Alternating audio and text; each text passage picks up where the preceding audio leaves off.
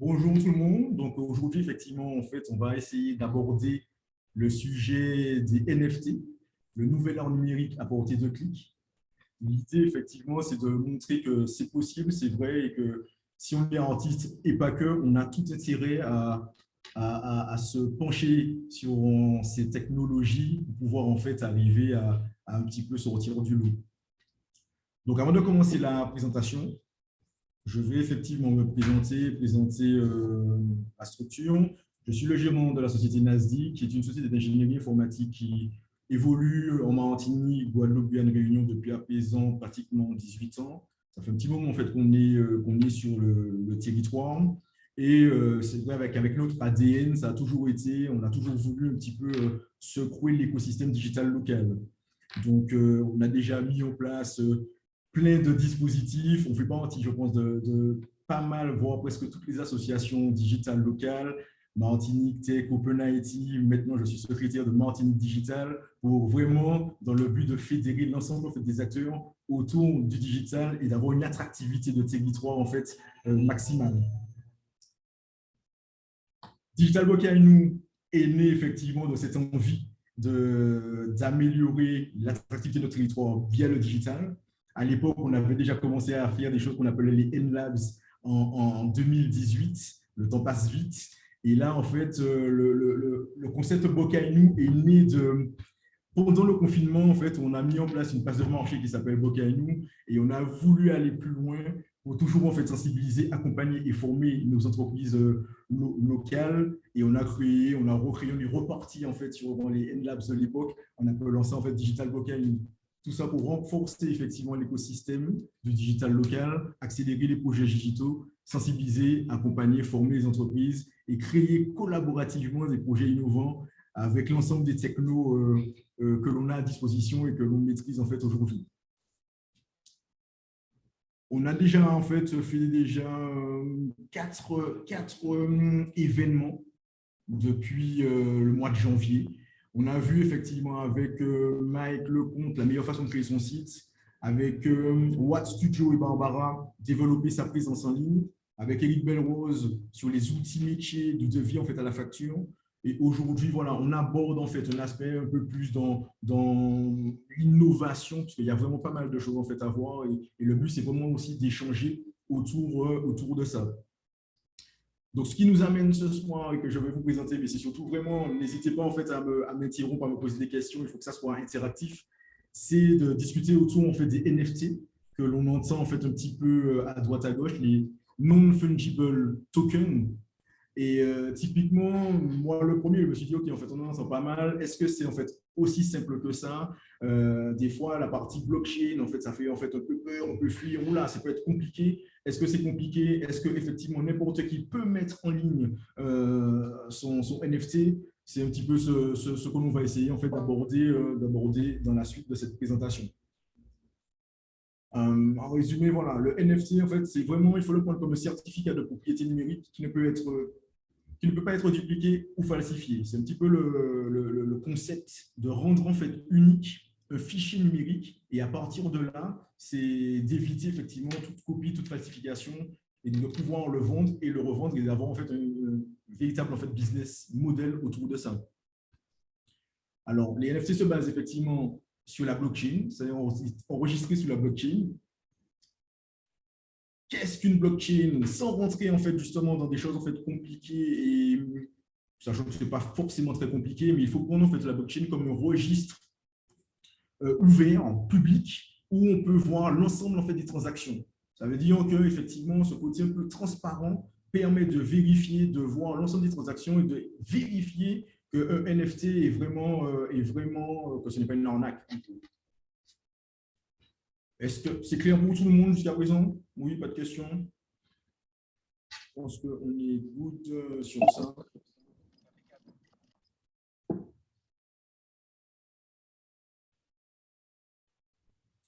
Alors, tout de suite, je vous présente en fait un slide. Je pense qu'il y a déjà cette question-là et c'est vrai que c'est une question qui revient souvent. C'est est-ce que les NFT ou la blockchain de façon en fait, globale nuit à l'environnement? Donc, il faut savoir qu'il existe en fait plusieurs blockchains, entre guillemets, plusieurs réseaux de blockchain, plusieurs registres qui sont basées sur différentes proof of concept. Donc, il y a la preuve du travail, proof of work, proof of stake, c'est la preuve de participation, ou proof of history. Alors, je regardais en fait sur Internet encore là récemment, j'en ai dénombré en fait pratiquement une vingtaine de preuves. Et l'idée même en fait en termes d'innovation, c'est peut-être même de trouver en termes de validation des blocs de la chaîne, de voir sur quelles preuves en fait on peut s'appuyer. Mais en gros, après le Bitcoin, on a la blockchain Ethereum qui est basée effectivement sur la preuve du travail. Alors bientôt, il y a le layer 2 d'Ethereum va sortir qui sera un petit peu plus sur la proof of stake. C'est pour justement pouvoir réduire un petit peu ce qu'on leur reprochait, à savoir le haut niveau de consommation. Donc là, il y a Guilhem justement qui nous a parlé, qui m'a parlé hier de Tezos et d'Avalanche, qui sont aussi d'autres types de blockchain qui sont sur des proof of stake et qui permettent effectivement de réduire en fait l'empreinte carbone. Et on retrouve sur le site que par exemple en fait la blockchain Tezos réduit voilà, que leur empreinte carbone est totale en fait à la même que celle de 17 personnes seulement sur l'ensemble en fait de leur réseau. Et celles que l'on va voir, les NFT en fait, que l'on va voir en fait, ce sont des NFT qui sont basés sur la blockchain Solana. Solana, en fait, lui, c'est une preuve proof of history, preuve par l'histoire. C'est une façon aussi en fait, de valider en fait, les blocs. Et ce qui est intéressant par rapport en fait, aux autres, c'est qu'ils annoncent en fait, sur leur site qu'ils peuvent avoir jusqu'à 50 000 transactions par seconde, là où en fait, Bitcoin n'a que 12 transactions par seconde et Ethereum en fait 60. Donc, ça montre qu'on peut vraiment aller même dans le côté en fait, financier, transactions financières. Et ça ne m'a pas semblé en fait, pertinent en fait, de tester justement les NFT sur en fait, cette blockchain. L'idée, bien sûr, après, c'est même en mode atelier de voir est-ce que c'est aussi simple, aussi facile de le faire sur d'autres types de blockchain? Est-ce qu'il y a un intérêt, etc., etc. Oh. Pourquoi les NFT, en fait, ont-ils de la valeur? Alors, ils sont achetés et vendus par des personnes comme moyen initialement de soutenir un artiste ou comme type d'investissement. Et pour plein d'autres choses, en fait, également. Et la valeur va dépendre, en fait, de nombreux facteurs. Des fois, en fait, c'est vrai que là, on connaît une vraie mode, une vraie hype autour des NFT parce qu'en fait, on entend des montants, en fait, exorbitants sur des choses, justement, à plusieurs millions d'euros, de dollars qui ont, en fait, été vendus.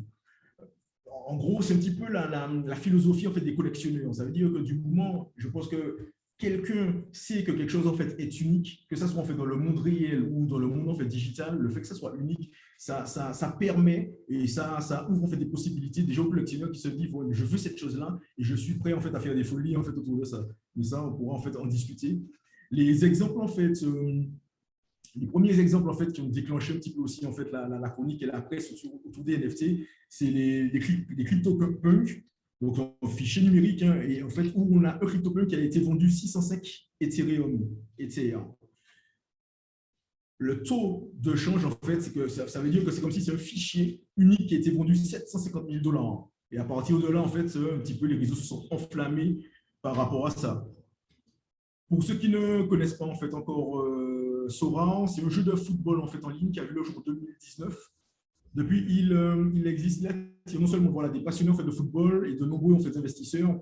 L'idée, c'est d'avoir en fait, des cartes, de composer en fait, une équipe, son équipe de football, mais qui est basée sur la valeur des joueurs dans le monde réel. Donc, entre guillemets, en fait, voilà, les meilleurs joueurs en fait, au monde en ce moment, c'est Kylian Mbappé et Cristiano Ronaldo. Tout de suite, leur carte pour pouvoir avoir ces joueurs dans mon jeu et dans mon équipe de football, voilà, ces cartes se vendent autour de 116 Ethereum et 150 Ethereum. À savoir, une carte, c'est 65 000 $ et en fait, elles ont été vendues en fait à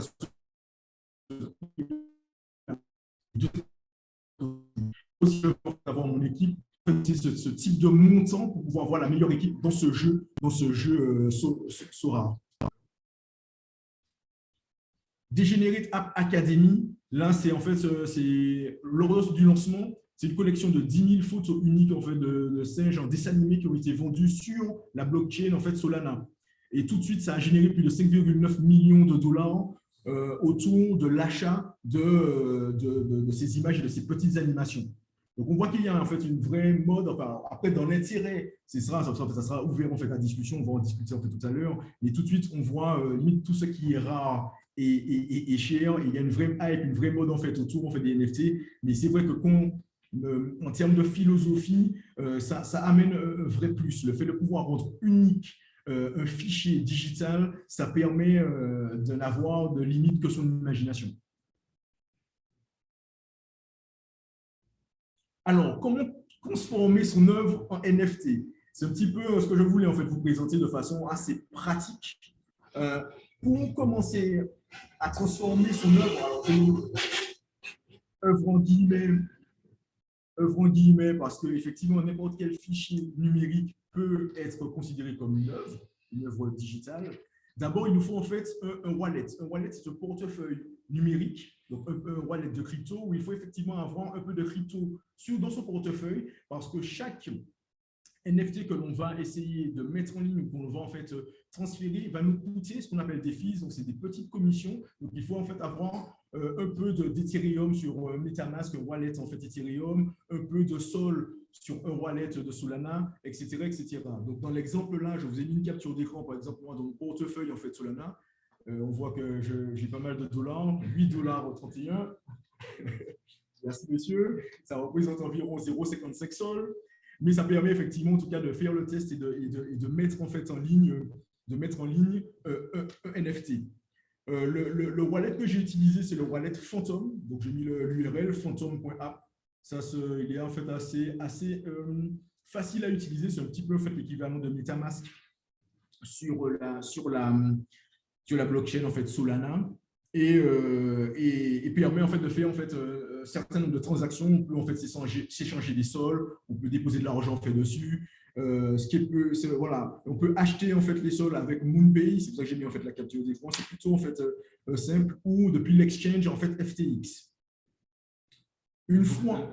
Alors, petite question. Ah, ça c'est le petit teasing, pour en fait on va dire le prochain event en fait le mois prochain. C'est ma question peut-être. Alors oui, il y a Jérôme en fait qui est avec nous. Coucou Jérôme, qui nous demande en fait est-ce que ça représente quoi sur la capture d'écran en fait le Bocainu. Le BKN, exactement. J'en ai 1015 BKN. Je lui dis ce petit teasing en fait pour les 20 du mois prochain. En fait, là, j'ai créé en fait une crypto-monnaie qui s'appelle BKN, qui sera autour en fait du projet Bocainu. Donc, je vous disais que c'est Digital Bocainu. Il existe en fait une place de marché qui s'appelle en fait Bocainu. Et là, en fait, voilà, j'ai créé en fait cette crypto-monnaie sur Solana.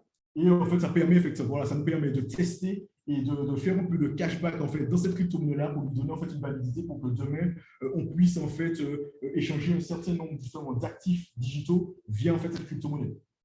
Voilà, petit teasing. Je vous invite en fait à ne pas manquer le mois prochain pour que vous soyez des early adopteurs de cette nouvelle crypto-monnaie BKN. Alors, une fois qu'on a notre wallet, avec un peu de sol en fait dessus, on peut aller sur une place de marché, Solsi. Si on avait choisi en fait la blockchain Ethereum, ça aurait été en fait OpenSea, mais il existe en fait des centaines de places de marché où on a la possibilité de déposer en fait son fichier en fait digital en mode NFT. Donc la première chose en fait à faire, vous voyez, il y a Wallet, ce sera de connecter son wallet à Solsi. Alors, c'est ce que j'avais fait, en fait, on voit sur la partie droite wallet, j'ai bien 0,08 Sol qui représente environ représentait 11 $. À présent, ça ne vaut que 8 $. Après, c'est toujours la fluctuation des crypto-monnaies. Et une fois, en fait, qu'on a connecté, alors la création en fait, du compte est relativement simple, hein, c'est comme n'importe quel type de plateforme. On crée un compte, en fait, sur Solsi, on connecte, en fait, son wallet à Solsi. Et une fois qu'on a connecté son wallet, bienvenue en fait à Fort-de-France avec nos amis en fait en bas. On a la possibilité en fait de créer en fait son NFT, create NFT. Alors clairement, ça donne quoi? J'avais en fait envie de please connect your wallet on login first. Voilà, typiquement, on va le voir. Je saisis mon mot de passe. Ça connecte en fait mon wallet, mon wallet de Phantom. Et là, j'arrive en fait sur un formulaire qui me permet d'uploader un fichier. Donc, je me suis fait un petit dessin là juste avant de commencer. crois qu'il s'appelle Isidore. Limite, ouais, je vais faire en fait le personnage. Je suis là. Hop, hop, hop.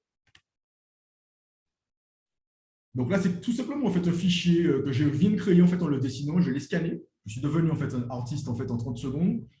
J'ai la possibilité en fait d'uploader donc là la preview à quoi en fait ça va ressembler. OK. Je donne le titre en fait à mon fichier. Je vais l'appeler Isidore. OK. OK. Je vais mettre une petite description. Alors, personnage de la famille. OK. Hop. Je double-clique ça. Hop. Royalties from secondary sales. Alors, ce qui est intéressant aussi en fait avec les NFT, c'est qu'on voit que c'est assez intéressant, c'est que l'on peut mettre aussi en fait des fees sur la deuxième vente, par exemple, de mon fichier. Si vous créez quelque chose, en fait, on est vraiment dans un objet unique. Une fois que je l'ai vendu, il ne m'appartient plus. C'est-à-dire que si je vends mon fichier, mon œuvre, 1 euro, la personne en fait qui l'a récupéré peut dire OK, mais moi je la vends 100 euros. Parce que je trouve en fait qu'il y a effectivement véritable intérêt, que je peux trouver en fait un acheteur en face en fait de cette offre-là.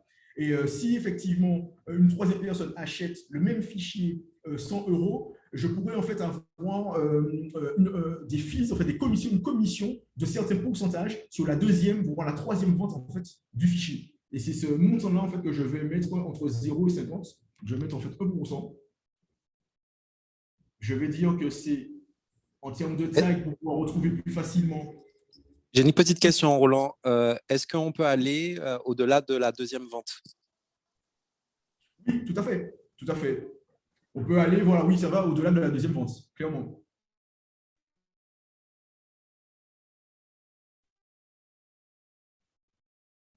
Et je vais, alors, une fois qu'on voit la donc en fait, on a 4 champs obligatoires à remplir. Là, typiquement, il y a le chargement comme n'importe quel type de bloc de fichier sur la plateforme en fait, sur celle-ci. Ils vont en fait traiter, ils vont faire ce qu'ils appellent miner en fait effectivement le fichier. Là, il y aura une approbation de la transaction par la blockchain Solana, pardon. On voit un petit peu combien ça va me coûter. Changement de sol estimé, on voit qu'on est en fait à 0,00023 sols. Vous voyez que les commissions sont très faibles par rapport en fait, au débat actuel, par exemple à Ethereum sur sa layer 1, où on a en fait des fois des commissions qui sont au-delà de la centaine d'euros en fonction de ce qu'on appelle le gas fee. Et c'est pour ça qu'il y a beaucoup en fait, de blockchains qui peuvent tirer leur épingle du jeu par rapport en fait, à cette consommation accrue que présente en ce moment Bitcoin et Ethereum. Donc j'approuve en fait la commission que la blockchain Solana me demande. Mon fichier est en train d'être traité. Et en soi, entre guillemets, j'ai fini la transformation de mon fichier en fichier unique sur la blockchain Solana.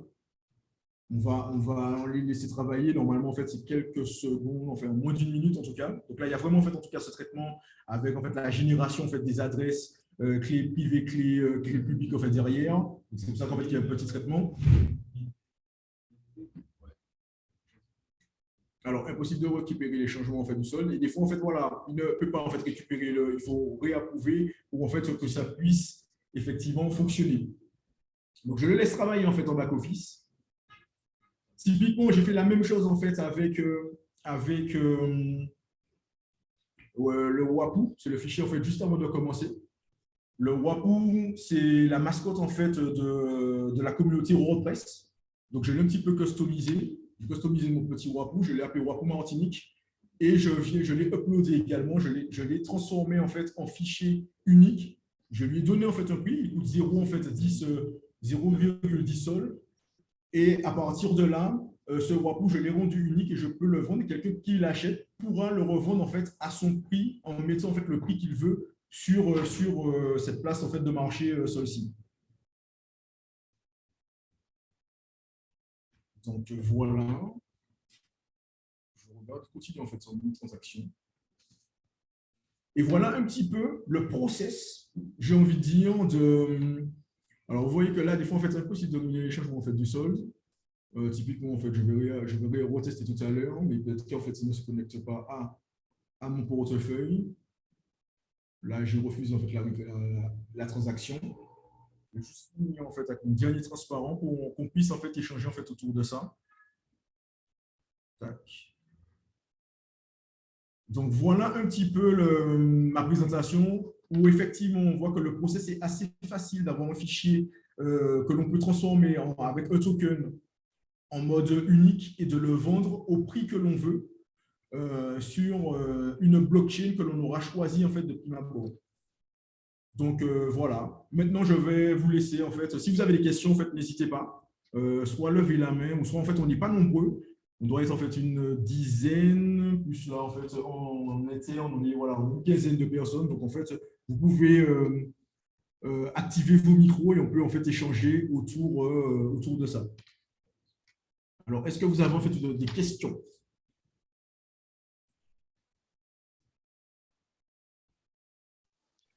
Ah, une question que je me pose, Roland, c'est la possibilité de changer de blockchain. C'est-à-dire que, en fait, aujourd'hui, tu viens de faire une démo sur Solsi, en fait, qui est la blockchain Solana. Est-ce que mon NFT, en fait, je peux le migrer en fait sur la blockchain Ethereum? Et est-ce que je peux passer de blockchain en blockchain sans difficulté? Et si c'est le cas, en fait, qu'est-ce que ça me coûterait en gas fee en fait, de changer de blockchain? Et qu'est-ce que ça pourrait avoir comme conséquence de changer de blockchain? Alors, oui, alors c'est possible. Alors, la façon la plus simple déjà, c'est effectivement, en fait, si tu es un artiste, de te retrouver en tout cas sur les…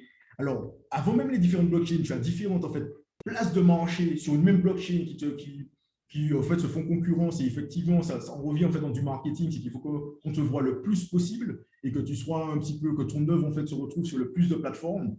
Donc, d'être sur une même blockchain, sur différentes plateformes, ça a du sens. D'être sur différentes blockchains avec différentes plateformes, ça a aussi du sens. Et c'est vrai qu'il existe aussi, alors il y a des projets en fait de swap qui te permet en fait qui permettent à un NFT en fait d'être sur une plateforme mais de se retrouver en fait sur une autre plateforme. Les risques en fait sur ça, il peut y avoir alors c'était entre justement, je ne sais plus si c'était Solana et Ethereum, mais il peut y avoir en fait des trous de sécurité. Donc pour l'instant, il y a des projets qui permettent de faire ça. Et à mon sens, qui le permettront de plus en plus en fait, dans l'avenir, pour effectivement de miner une fois en fait, ton fichier et de le retrouver sur différentes blockchains et différentes plateformes. Ok.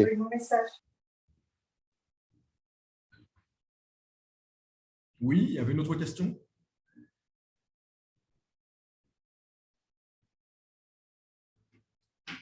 Monsieur, on essaie. Peut-être sur les applications. Tu disais qu'on allait en discuter justement. Oui.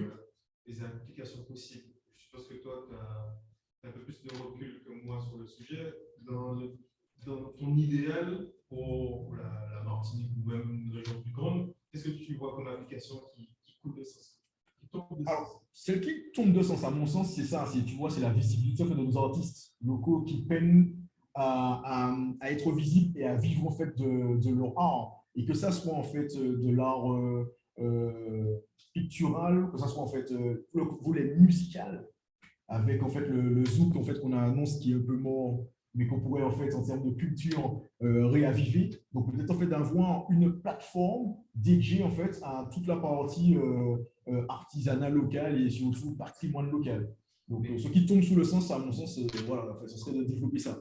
Mais est-ce que, parce qu'actuellement, imaginons qu'on veut promouvoir cette culture, on fait le meilleur sentiment pour promouvoir les autres forêts. Tu es d'accord avec moi que la partie immergée de l'iceberg, c'est qu'il faut être un killer dans la SEO, en visibilité, pour faire que ces plateformes-là soient vues de tout le monde. Oui. Qu'est-ce qui va faire là que le fait de juste le mettre en NFT, que tout le monde va le voir, quoi? Alors, la chose en, fait, en tout cas du moment, c'est ça, c'est que typiquement, si justement tu prends la bonne blockchain et comme on est en fait au tout début, ça veut dire que il n'y en a pas, il y en a pas des centaines qui en fait se tirent leur épingle du lot. Donc en fait, d'avoir en ce moment une plateforme caribéenne en fait avec la promotion en fait, de nos artistes, le fait qu'ils se retrouvent dessus, le référencement en fait sera automatique. Tu vois, il sera beaucoup plus facile que peut-être dans 3-4 ans, où là, effectivement, je pense que chacun en fait, va sortir quelque chose et ça va se noyer effectivement dans la masse. Donc, en termes voilà, de visibilité de référencement, je pense que c'est maintenant. Ce qui tombe sur le sens, c'est de faire ça maintenant. Ouais. C'est comme si tu étais au début de Google, le premier. Exactement, tout à fait. Et quand là, tu vois, en fait, on est encore sur une espèce de hype et de mode, et je pense que ça va retomber. Et clairement, il ne va rester que les projets justement viables. Et à mon sens, voilà, la promotion déjà en fait, des artistes, c'est quelque chose qui va durer dans le temps. Qui va durer dans le temps, donc on peut capitaliser dessus.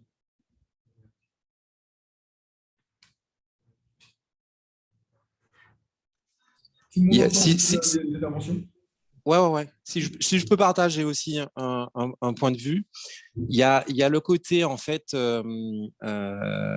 communauté. Donc il y a le volet effectivement de transformer les NFT, enfin de transformer l'art en NFT, mais il y a aussi la possibilité de créer des accès en fait privés. Je parle des artistes par exemple, des accès en concert. On a vu Beyoncé en fait créer des tickets de concert en NFT, donc qui empêchent le marché noir en fait on dit marché gris plutôt dans ce cas-là, de revente de billets. Dernièrement en fait, j'ai adhéré en fait à un club d'entrepreneurs et l'accès se faisait par carte NFT et qui donne accès à un certain nombre de choses. Donc, le NFT, ça peut être aussi un point d'entrée pour donner de la valeur. Et comme tu l'avais montré en fait sur Sora, imaginons aussi que des artistes comme Kassav, par exemple, avaient créé des NFT dédicacés avec les portraits, etc.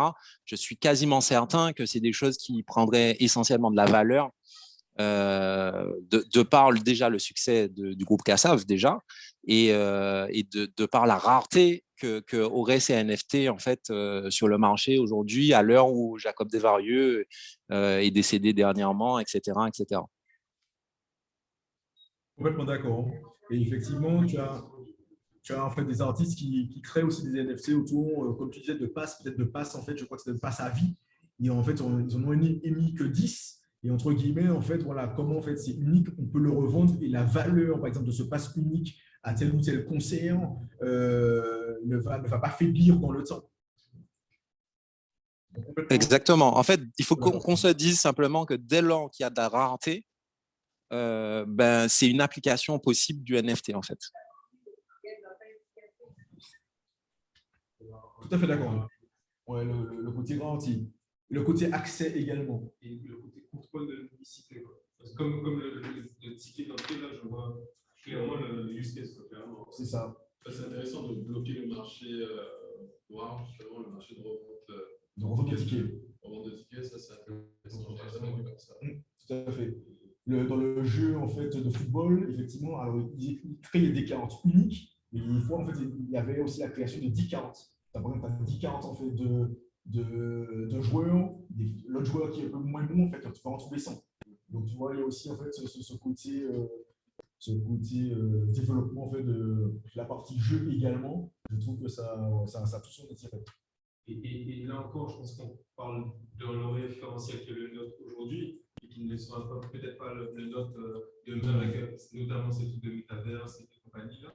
Des mondes parallèles, on va dire, peuvent se mettre en place. Et là c'est vrai que quand j'ai croisé cette technologie-là avec cette éventuelle vision de ce nouveau monde, là, je dis, là, tu vois le champ des possibles. Pour moi, là, ça reste encore juste une brique on cherche des applications dans le monde réel. Mais dans le monde virtuel, voilà. Ce qui arrive là, ça a l'air d'être. Selon toi, niveau chronologie, on est où? Ça vient. De tous les faits métaverse, NFT, est-ce qu'on est. Parce que moi, j'ai la sensation, pour connaître un peu le truc depuis un petit moment, j'ai la sensation qu'on en est dans des genres.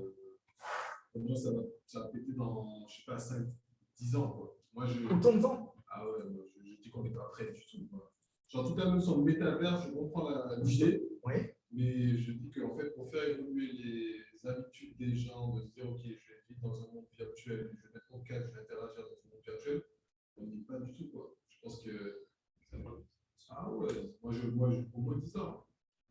Alors, c'est pour ça que je voulais avoir ton point de vue. Tout à fait. Alors, moi, je pense en fait que ça prendra beaucoup moins de temps.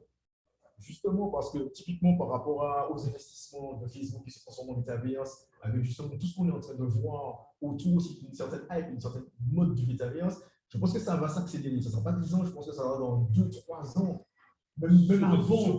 C'est plus que Facebook qui porte. C'est ça, exactement. Il y a des gros acteurs en fait, qui arrivent effectivement. Et là, pour rejoindre en fait, ce que Jérôme disait, je ne sais pas si tout le monde en fait, a entendu, c'est ça. Le NFT aussi a tout son intérêt dans ce monde virtuel-là, de pouvoir avoir, par exemple, en fait, son terrain, sa maison qui a été achetée, il a vendu 430 000 dollars en fait, à côté, pour habiter à côté de Snoop Dogg, et de rentrer, d'avoir par exemple un tableau, mais que ce tableau-là est unique parce que c'est un NFT acheté. En fait, on y est déjà. En fait, c'est là, je rejoins Jérôme, c'est là que finalement le NFT a tout son intérêt. Le jeu Fortnite, sans être dans un métaverse, en fait, a généré plus de 2 milliards en fait, de dollars sur de l'achat d'accessoires. Donc, en fait, à l'arrivée, juste en fait, pour customiser en fait, un personnage pour le rendre unique. Donc, en fait, c'est l'évolution en fait, de ce type de jeu au plus gros nombre, à des gens qui ne sont pas forcément des gamers, mais pour découvrir des choses. Et ça sera, enfin, on y arrivera peut-être de façon comme dans le monde réel, dans ces 10 ans, comme tu l'évoquais, mais à mon sens, en fait, voilà, les technos sont prêtes et même, je pense qu'on adoptera beaucoup plus rapidement en fait, que ça. Potentiellement, parce qu'en fait, moi, je me dis, là, en Martinique, parce que quand j'ai dit dans 10 ans, c'est vraiment adopté. Tu vois. Je considère que les cryptos, là, ça devient de plus en plus adopté. Et ça a été créé il y a, si je ne me trompe pas, 13 ans. Coin a été créé il y a 13 ans, 2009. Et donc, du coup, en Martinique et même mondialement, j'ai l'impression, ça s'adopte que 13 ans après, quoi. Alors que ça a été créé en 2009. Donc, bon, je pense que le métaverse, ça va prendre autant de temps, mais j'ai l'impression que en fait, on sait pas, les gens ne sont pas prêts encore à ce type de monde virtuel. Tu vois. Sans doute, mais même s'ils ne sont pas prêts, en fait, voilà, ça va évoluer. Ouais, ça va évoluer. Et les usages, en fait, effectivement, sont dits. Des usages qu'on maîtrise pas, qu'on ne connaît pas encore, seront. Ouais, tout à fait. Ça va tellement drivé par les usages.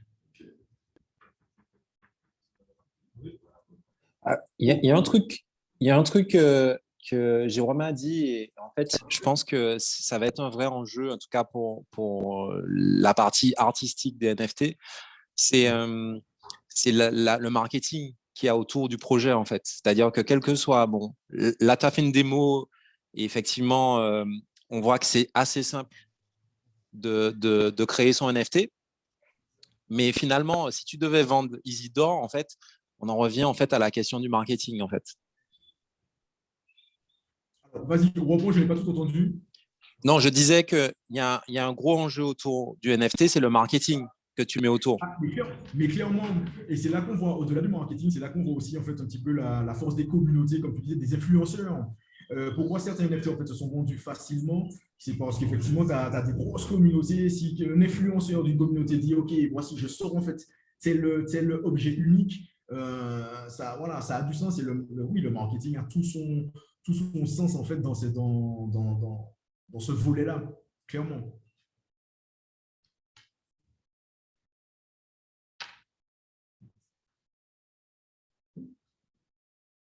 Alors, est-ce que ça vous a donné envie de vous essayer en fait, à ça et à vendre ou à suivre, hein. Alors, il y a des jeux en fait en ce moment, c'est de suivre en fait quels sont les nouveaux fichiers uniques qui sortent, de les racheter en fait au plus bas coût. C'est un petit peu comme les cryptos en fait au départ, et d'essayer en fait de les mettre en fait à fois 1000, fois 5000 en fait sur le montant et de voir en fait si en fait s'ils se vendent. Ouais, est-ce que tu peux nous partager ta collection? On peut voir ce que tu as acheté. Non, du tout. Je suis vraiment en fait en mode test. En mode test, voilà. C'est exactement. Je commence en fait dessus. C'est pour voir justement vulgariser un peu les choses et de voir comment, qu'est-ce que l'on peut faire effectivement autour de ça. Alors, moi, j'avais une autre question. Je ne sais pas si tu as déjà répondu peut-être, mais pourquoi Solana plutôt que Ethereum? Parce que la majeure du marché NFT à l'heure actuelle, c'est sur l'Ethereum. Oui. Solana, bon, ils ont lancé ça, mais ça reste quand même assez petit. Il y a XRP qui a lancé son truc récemment. Cardano aussi, qui ont leur écosystème de NFT, mais bon, c'est très petit. Au final, on a beaucoup de copies. J'ai l'impression que le marché mère, en fait, c'est vraiment Ethereum. Clairement. Moi, personnellement, j'ai toujours mis dans Ethereum, je ne me suis jamais intéressé à Solana pour l'instant. Pourquoi toi, tu as choisi Alors, pourquoi j'ai choisi justement, alors, avant d'aller en fait, au NFT, c'est ça, parce que je voulais moi tester la création en fait, d'une crypto. Exactement. Donc, en fait, je recommence à regarder en fait, justement sur Ethereum avec les smart contracts comme Solidity et avec un petit peu l'environnement en fait, de développement, Truffle, Ganache, etc.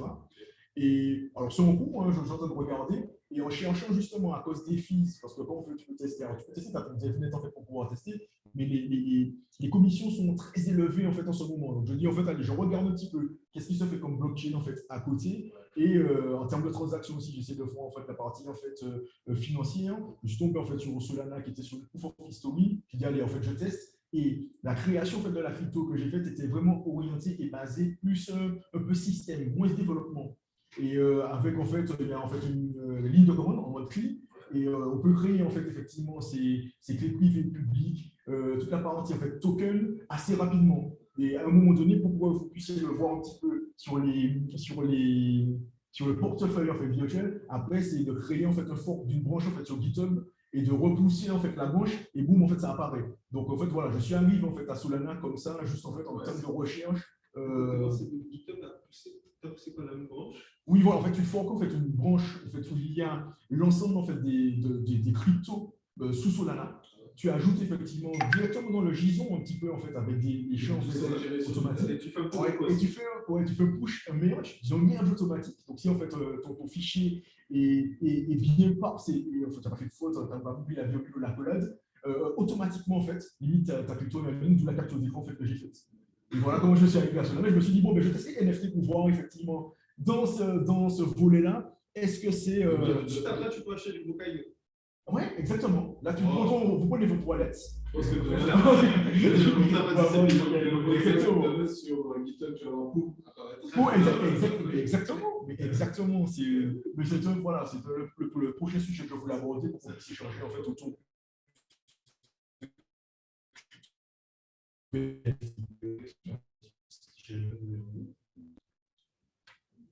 Oui, il y en a sur plusieurs. La question, c'était de savoir s'il y avait des cryptos en fait, sur plus de 3 caractères, des crypto-monnaies en fait, sur plus de caractères.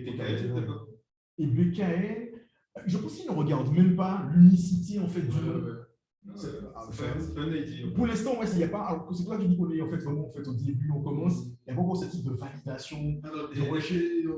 Oui, je pense qu'il ne regarde pas exactement. Peut-être qu'il y aura d'autres BKL, etc. Tu peux contrefaire une crypto plus ou moins, mais il y a toujours une signature qui permet de savoir voilà, d'où ça sort, c'est quoi l'origine effectivement en fait de ça. Ouais. Donc voilà. Est-ce qu'il y aurait d'autres questions sur les NFT ou sur la blockchain en fait en général ou le partage d'expérience sur si vous avez déjà en fait vous acheté des NFT, des collections tout à l'heure. Est-ce qu'on peut payer en crypto sur Bokaï?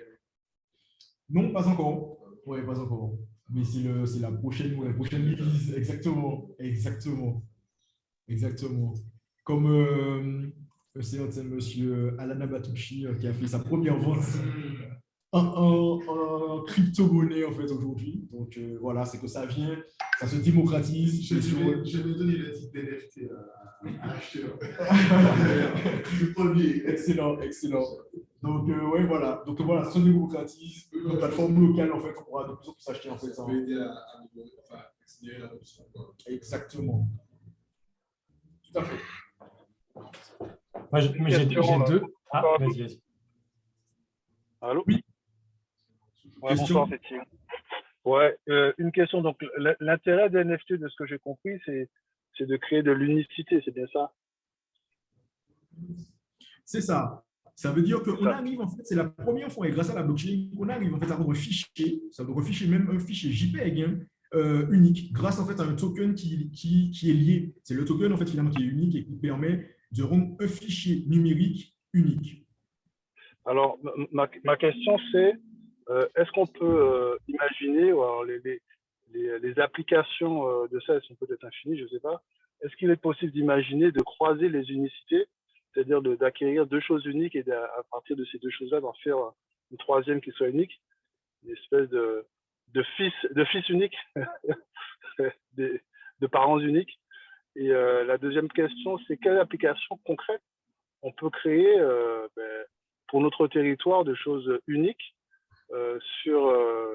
en termes de NFT et qui soient monétisables et qui créent de la valeur ajoutée pour nous à partir de choses simples et ensuite qui soient rentables et exportables, vendables et croisables à l'infini. Voilà.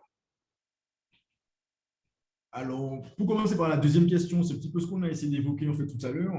C'est, à mon sens, mais ça ne s'arrête pas que là, mais quelque chose qu'on pourrait faire pour la Martinique, c'est vraiment en fait, cette valorisation en fait, de notre patrimoine, de notre musique et de notre culture, qui permettrait en fait, dans le côté digital, en fait, de rendre en fait, les choses uniques, de les rendre un peu rares, comme avec l'exemple de Kassav que Fabrice a pris tout à l'heure, et ça pourrait s'exporter en fait immédiatement parce que d'où le rayonnement même en fait de ces artistes. La première question, c'est est-ce qu'à partir, si j'ai bien compris, de deux fichiers, donc de deux tokens différents, en fait, on pouvait créer une nouvelle chose en fait unique, c'est ça? C'était ça la question? C'est ça, oui, c'est ça. Dans quel intérêt? Ce serait quoi l'intérêt en fait de faire ça? De créer des choses uniques à l'infini. Je ne sais pas, je suis peut-être… non, mais à la guerre… Mon imagination qui déborde, mais je ne sais pas quelles applications autres… Ouais.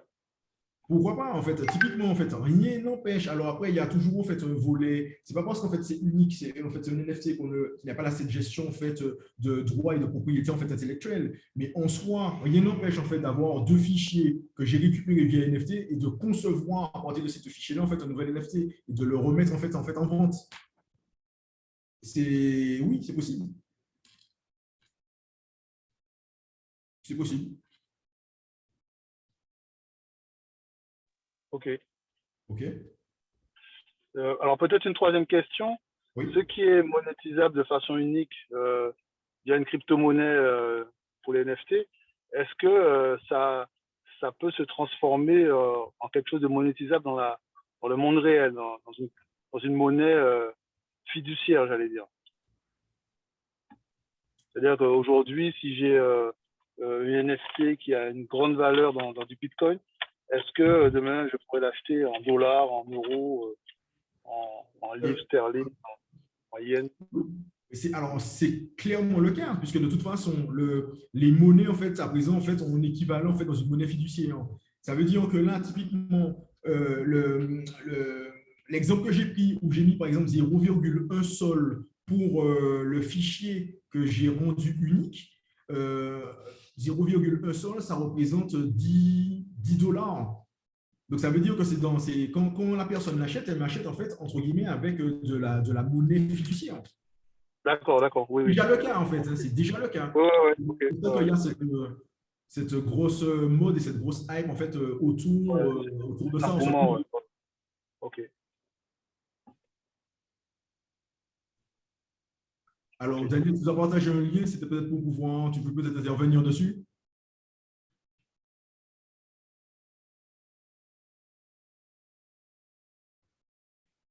Non, je cherche juste, en fait, bonjour à tous. Non, j'y connais strictement rien. C'est vrai que c'est la première fois, c'est ce qui m'a intéressé, c'est déjà d'avoir une première appréhension du sujet. Mais c'est vrai que ça reste pour moi très flou. Est-ce que tu as appris quelque chose au fait ce soir au moins? Est-ce que ça t'a éclairé un petit peu dans ça? Oui, je comprends un peu mieux ce que c'est que les NFT, mais l'utilisation vraiment, la vraie… c'est vrai que ça reste un peu virtuel pour moi et qu'il me faudra un peu plus de support, un peu plus d'exemples pour bien comprendre comment ça se passe et ensuite éventuellement pour trouver les applications et les utilisations. Mais voilà, c'est intéressant. Simplement, oui, au stade où j'en suis, c'est vraiment le balbutiement, quoi. Comme on dit, comprendre, ce n'est pas simplement d'écouter ce que tu dis et puis dire oui, j'ai compris, c'est de pouvoir éventuellement le réexpliquer à quelqu'un d'autre. Et pour l'instant, je suis totalement incapable de le faire. Voilà. OK. Mais voilà, en fait, ce qu'il faut quand même comprendre, c'est ça, c'est qu'un fichier numérique, genre tu as un fichier JPEG sur ton ordinateur, eh bien, grâce en fait justement à la tokenisation, tu arrives en fait à le rendre unique. Et c'est déjà en fait dans le concept, c'est juste ça. Et à partir de là, tu peux, le fait que ça soit unique, tu peux le transférer en le monétisant. Et en le transférant, en fait, ce fichier-là ne t'appartient plus. Tu l'as vraiment fait transférer et il appartient à la personne qui l'a acheté. D'accord. Mais ça, les échanges se font en quel type, quand tu parlais de monnaie, justement, il se fait en quel type de monnaie? Parce que, voilà, moi, je fais… Les échanges se font, en fait, effectivement, en crypto-monnaie. Oui. Tu vois, la crypto-monnaie, en fait, la première crypto, en fait, c'est Bitcoin. La deuxième, en termes de capitalisation, c'est Ethereum. Et je crois que la blockchain dont j'ai posé, Sol, c'est la Xiem. Mais typiquement, c'est ça, la monnaie où tu peux faire tes échanges, ça sera une crypto-monnaie. D'accord. Et c'est vrai que les crypto-monnaies, en fait, effectivement, par exemple, elles ont un coût, elles ont une valeur. Genre, un Ether aujourd'hui vaut, messieurs, 2800 $, c'est ça? Un Ether aujourd'hui. Donc voilà, donc ça veut dire que tu peux avoir une conversion entre la crypto-monnaie et la monnaie fixe. Oui, oui. J'avais cherché un peu ça, les valeurs des crypto-monnaies. Et je ne sais pas si c'est ce matin. Un bitcoin, par exemple, ça vaut 10 000 $. Ça valait 10 000 $. Et aujourd'hui, je crois que ça vaut 7 500. Mais je pense que c'est ce matin qu'il y a eu une émission à la radio. Alors, ce n'est pas ce matin, parce que c'est le matin que j'écoute et je suis resté chez moi ce matin.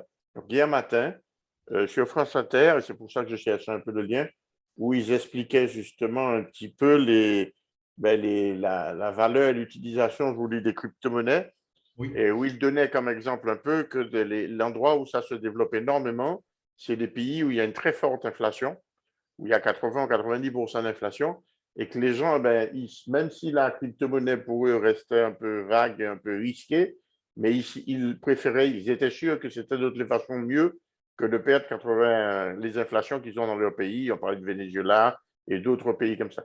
Donc, dans beaucoup de pays un peu instables, entre guillemets, au moins au niveau de la monnaie, en fait, il y avait un fort développement de la crypto-monnaie. Tout à fait. Alors, là, je suis en fait allé regarder un petit peu le cours actuel en fait, du Bitcoin. Un Bitcoin vaut 37 128 € aujourd'hui. Alors, tu prends ça où? Parce que moi, je suis en 2010. Aujourd'hui, c'est 37 000. Je te copie-colle en fait. Si tu as Coin Market Cap, tu auras en fait en temps réel la valeur des cryptos. Oui, d'accord. Sachant que ça valait effectivement 60 000 €. Un Bitcoin valait 60 000 € il y a 2 mois. Je te copie. Voilà. Coin Market Cap, là, tu auras en fait la valeur en temps réel de toutes les cryptos en fait, qui existent. D'accord. Tu as mis ça dans le chat. D'accord. Voilà, je l'ai mis dans le chat. Ouais. Et la première, c'est Bitcoin, la deuxième, c'est Ethereum. Et aujourd'hui, un Ethereum vaut 2 750 €.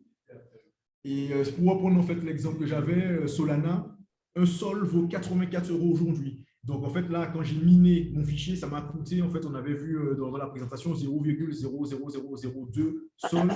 Donc en fait, voilà, ce sont des commissions qui sont encore très très faibles. Mais c'est vrai que là, il y a une correspondance entre la crypto-monnaie et une monnaie traditionnelle. Ouais. Donc, ça revient un petit peu à la question de Thierry tout à l'heure, mais ça veut dire qu'on achète, même si on achète là en crypto-monnaie, en fait, on achète réellement ce fichier unique que l'on pourra revendre en fait par la suite ou pas, ou on pourra en fait en mode… d'accord, collectionner ou pas. Ouais, exact. Non, c'est à suivre. Mais je sais qu'ils en ont parlé, donc c'est hier matin. Je vais essayer de retrouver un peu le truc. Mais ils ne parlaient pas spécialement, oui, ils parlaient en général pas spécialement des NFT. Mais enfin, bon, je pense que tout ça est un peu lié, quoi. Il y a un concept… C'est le concept, en fait, c'est le protocole de blockchain qui est sous-jacent, effectivement, qui permet ce qu'on appelle le Web 3 aujourd'hui, dans l'évolution en fait, d'Internet et du Web. On rentre en fait dans une nouvelle ère qui est le Web 3 et qui permet effectivement de faire ce qu'on appelle des applications décentralisées, entre autres, où le schéma, en fait, a complètement changé, un peu révolutionnaire. Et demain, en fait, on ne parlera même plus en fait, de blockchain. Ça veut dire que les mêmes applications en fait, que l'on aura seront comme on ne parle pas de protocole TCP/IP, par exemple, pour Internet. Oui, on ne parle plus de ça. Ouais. Et en fait, on fonctionnera de la même façon avec en fait, ce type d'échange. Ouais. Et c'est pour ça que même certains pays comme le Costa Rica, comme tu évoquais tout à l'heure, à cause en fait, justement d'une instabilité en fait, économique, sociale et peut-être même culturelle, adoptent d'ores et déjà des crypto-monnaies. Voilà. Alors, il parlait aussi des pays comme la Chine et tout qui avaient voulu lancer leur propre crypto. Alors, la personne qui parlait de ça disait ils se sont tous plantés. Et un des intervenants a dit non, en Chine, ils ne se sont pas plantés. Ailleurs, il y a eu des problèmes, effectivement, parce que dans les mêmes domaines, tout le monde ne réussit pas et ne fait pas les choses comme il faut. Mais qu'a priori, il y avait des pays où, effectivement, c'était quelque chose qui démarrait fort, quoi. Clairement. À mon sens, en fait, là, pour revenir dans 5-10 ans, c'est ça, c'est que la monnaie, en fait, sera numérique. L'Europe aussi, en fait, a essayé de faire un euro, enfin, ils sont en train d'essayer un euro Oui, tout à fait. sur une crypto. Donc, Ouais. ça va juste en fait faciliter un petit peu les choses et ça sera, à mon sens, en fait, dans les usages, on ne parlera même plus de ça, ça sera la façon, c'est ça un petit peu que le Bitcoin, en fait, a amené, c'est vraiment une monnaie internationale, indépendante, en fait, des pays, indépendante, en fait, des banques, et ça permet, en fait, de faire n'importe quel type de transaction de façon fiable, transparente et sans tiers sur qui on peut s'appuyer. Ouais. Quand tu tapes Bitcoin simplement dans Google, et tout de suite, il te donne, là, on est à 37 152 €. Oui, je t'écoute. C'est ça. Daniel, si ça peut t'aider aussi à comprendre les usages, demain, par exemple, ton extrait KBIS, en fait, sera dans la blockchain, ce qui va garantir l'authenticité de ton extrait KBIS, par exemple, qui ne pourra pas être falsifiable. Ou alors, demain, tu vas avoir les notaires, le cadastre, ça dans la blockchain. Et parce que l'un des atouts majeurs de la blockchain, c'est le caractère infalsifiable, en fait, du contenu. Donc, tu vois, peut-être que demain, ton KBIS sera ça un NFT, tu vois. OK. Alors, est-ce que ça annonce la fin des certificats numériques C'est ce que j'allais poser comme question, effectivement, parce que pour l'instant, il y a les certificats. Non, mais très intéressant. C'est ça la question. C'est-à-dire la fin des certificats numériques. Détail la question. Un certificat numérique, aujourd'hui, te permet de garantir l'authenticité d'un document ou d'un fichier, enfin voilà. Oui, techniquement. Ça te permet la signature également d'un document. Techniquement, ce sera fini. Ce sera fini et ça va même aller beaucoup plus loin parce qu'il y a cette notion de smart contract en fait, qui repose sur la blockchain et qui va faire que ton billet d'avion, par exemple, tu le prendras sur la blockchain et automatiquement, si le vol a été annulé, automatiquement, tu seras remboursé directement dans la blockchain parce que c'est écrit dans le smart contract, tu vois. C'est ça, c'est-à-dire qu'il y a plein de choses en fait existantes aujourd'hui qui sont un petit peu remises en cause grâce en fait à ce protocole. Et tout ce que tu dis en fait est tout à fait vrai. Et il y a des choses qui sont amenées à disparaître. Et voilà, nous serons là en fait nous, pour créer en fait les nouvelles choses et les nouveaux usages en fait de demain. Ça ne s'appelle pas nous, mais c'est en tout cas les possibilités en fait qu'aujourd'hui ce protocole fournit.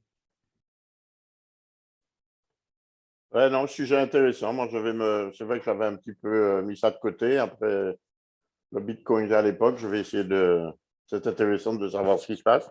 Et puis, je te dis, j'en ai entendu parler hier à la radio. Donc, il y a. Oui, voilà, il y a un intérêt de toute façon en fait, à s'interroger sur ce qui est en train de se passer, surtout en fait, et se mettre au goût du jour. Et de continuer en fait à travailler en fait autour de ça, clairement. Très bien. Non, très intéressant. En tout cas, merci beaucoup d'avoir mis ce sujet en Zoom. C'était hyper intéressant, Roland. Et je pense qu'il faut réitérer en fait ce genre d'initiative parce que je pense que ça nous aide tous à progresser et puis même peut-être à monter des projets communs autour de tout ça parce que je pense qu'on a vraiment une vraie carte à jouer aux Antilles par rapport à ces sujets-là en fait. Je te rejoins complètement en fait dessus et voilà, au contraire en fait c'est vraiment le but que l'on arrive en fait effectivement à échanger autour de ça et à créer des choses collectivement pour notre territoire autour de ces nouvelles technologies. Ouais. Et ainsi également en fait à vous. On va continuer en fait la qualité effectivement. On va essayer que tous les vendredis en tout cas qu'il y ait un événement autour de Digital Bocainou. Sur le volet peut-être plus spécifique, en fait, innovation, blockchain, intelligence artificielle, cloud computing, etc., ça sera sans doute en fait un événement par mois. Donc, l'idée, c'est ça. De toute façon, moi, je vais continuer en fait, à diffuser, à communiquer dessus pour que vous soyez au courant. On est en train de créer en fait, un portail qui va permettre effectivement, va vous permettre de vous inscrire, comme ça, en fait, d'être en fait, au bout du jour de toutes les actions en fait, qu'il y aura autour de ça. Et n'hésitez pas, hein, si vous aussi, vous voulez présenter en fait, un certain nombre de choses dans n'importe quel domaine, tourisme, autour de l'enfance, voilà, place de marché, etc. On est là vraiment en fait en mode collaboratif autour du digital local. Merci encore. Merci à toi, Roland. Franchement, encore une fois, super. Et puis, l'initiative. Voilà. À bientôt. À bientôt. Bonne soirée. Bon week-end.